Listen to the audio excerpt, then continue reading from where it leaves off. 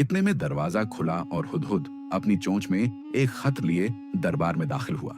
उसने बिल्कीस की गोद में खत रखा और खामोशी से पीछे हट गया।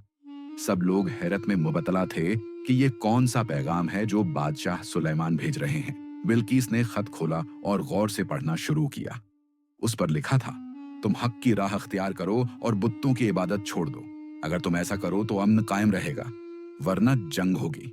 बिल्किस ने खत पढ़कर सरदारों से पूछा, मेरे सरदारों, अब क्या करें? मैं आपसे मशवरा चाहती हूँ, क्योंकि मैं कोई फैसला आपकी राय के बगैर नहीं करती।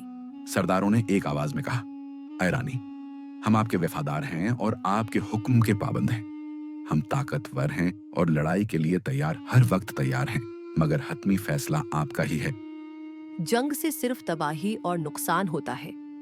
हमें पहले ये जांच लेना चाहिए कि आया सुलेमान सिर्फ एक बादशाह है या नबी भी, क्योंकि उन्होंने हमें ईमान की दावत दी है, जो एक आम बादशाह का काम नहीं होता। मैं चाहती हूँ कि एक कासिद उनके पास जाए और तोहफे लेकर जाए। अगर वो खुश अखलाकी से मुलाकात करे तो समझना कि वो नबी हैं, वरना वो सिर्फ बादशाह हैं। कासिद को तैयार किया गया और तहाइफ के साथ रवाना किया गया। तोहफे एक खूबसूरत संदूक में बंद थे। कासिद हजरत सुलेमान के दरबार पहुंचा तो नबी ने बड़ी खुंदा पेशानी से उसका इस्तकबाल किया।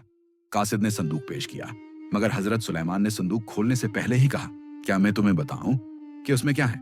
इसमें एक बड़ा मोती है और एक टीढ़े सुराख वाला मोती, और बाकी चीजें भी तहाइफ के तौर पर बंद हैं। कासिद ये सुनकर हैरान रह गया। फिर हजरत ने फरमाया, इन तहाइफ के लिए शुक्रिया, मगर मेरे पास खुदा का दी हुई उससे कहीं बेहतर चीजें हैं। ये तोहफे वापस ले जाओ। कासिद वापस रवाना हुआ और बल्किस को तमाम हालात से आगाह किया। उसने बताया, मलका, ये बादशाह निहायत जाह व जलाल वाले हैं। उनकी फौज भी बेमिसाल है। बल्किस ने कहा, मैं खुद उनसे मिलने जाऊंगी।